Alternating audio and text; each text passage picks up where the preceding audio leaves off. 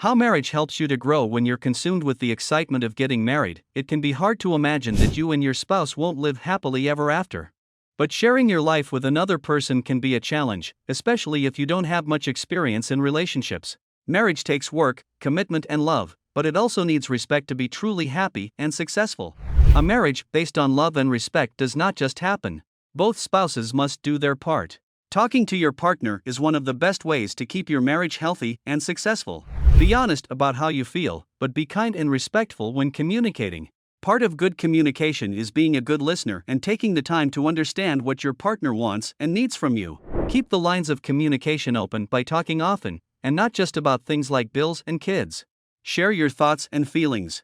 Appreciate each other, your relationship, your family, and your life together. Show gratitude when your partner cooks dinner, helps the kids with homework, or buys groceries.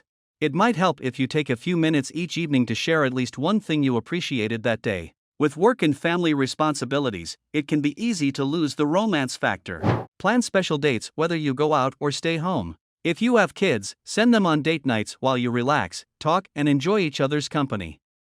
Alone time is just as important as a couple. Everyone needs time to recharge, think, and enjoy personal interests. This time is often lost when you are married, especially if you have children.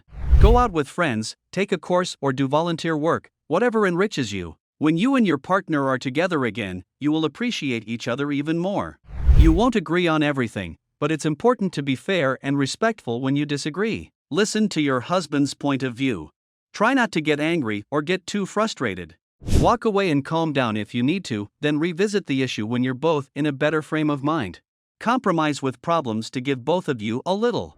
A marriage therapist and researcher have found that criticism, contempt, defensiveness, and stonewalling are serious threats to marriage. The more a couple engages in these destructive activities, the more likely they are to divorce. His decades of research and work with couples have shown that spouses who stay together know how to fight without being hostile and take responsibility for their actions. They are also more likely to respond quickly to the other's wishes to make amends after arguments and repair the relationship. Everybody makes mistakes. Your partner may hurt your feelings or do something that upsets you, and this can make you angry, even furious. But it is important to deal with your feelings, let them go and move on. Don't keep bringing up the past. Remember to stay committed to your spouse, your family, and the life you have built together. Support yourself emotionally and in everyday ways. You, your spouse, and your relationship may develop and change over time, but these ideas can help your marriage remain successful for years to come. According to Nate Bagley, creator of the Lovumentary podcast, conflict is a sign that you're in a great marriage, because conflict is the ultimate opportunity for growth, Bagley tells NBC News Better. Many people think conflict in their marriage is a sign that something is wrong, but as far as Bagley is concerned, it's just the opposite. Every couple has conflict. Learning to handle it with grace and kindness is an art form, and it's a skill. But just because you have conflict doesn't mean there's something wrong with the relationship, Bagley says. It means there is something right. Bailey recalls a quote he saw on social media that upset him. You deserve to be with somebody who makes you happy. Somebody who doesn't complicate your life.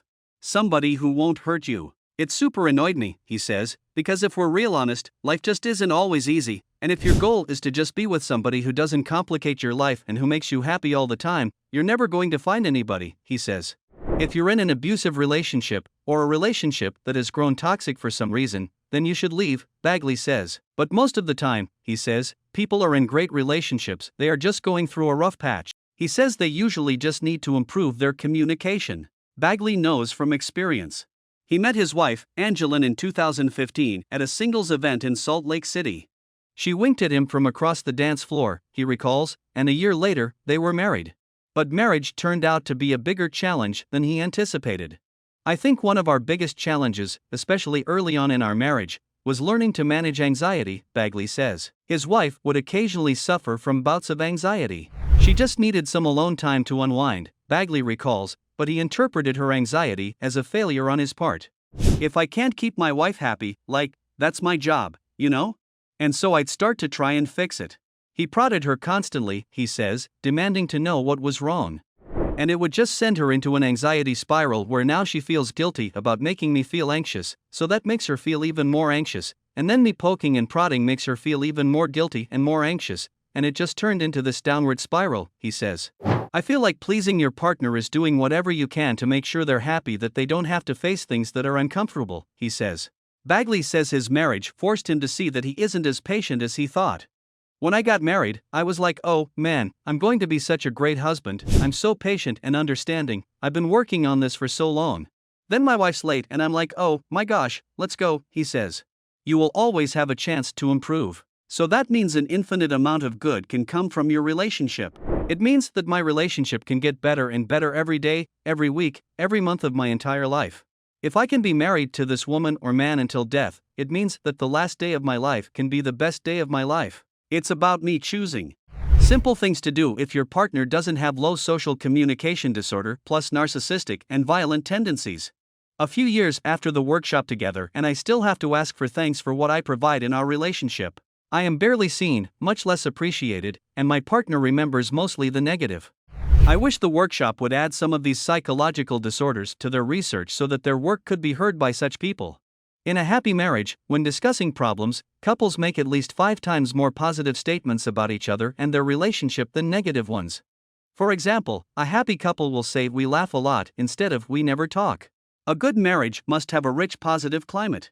Make regular deposits into your emotional bank accounts. The easiest way to improve your relationship is to pay attention to your partner during the small everyday moments of life. As a relationship researcher, you can turn to your partner at these times and accept their offers of connection, or turn away and ignore their offers. Every time you decide to convert, you make a deposit into your emotional bank account. Once you get into a relationship, it means that you are a mature, rational individual who can handle life, deal with situations independently. Like anything new, a new relationship will have its share of hiccups. They are teething problems. So when you face one, try to work it out between the two of you, talk, discuss and solve. Do not rush to others, especially parents, because the problem can get out of hand and lead to disastrous consequences. You could counsel and seek counseling, but ultimately it's about the two of you, so you can deal with it on your own. This tip is mainly for girls. Whatever you do, please don't stop working the moment you get married.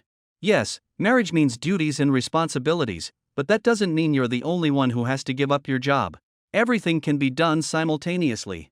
Your partner, your family must understand the importance of your work, but you must also understand it. Work is independence in every sense of the word.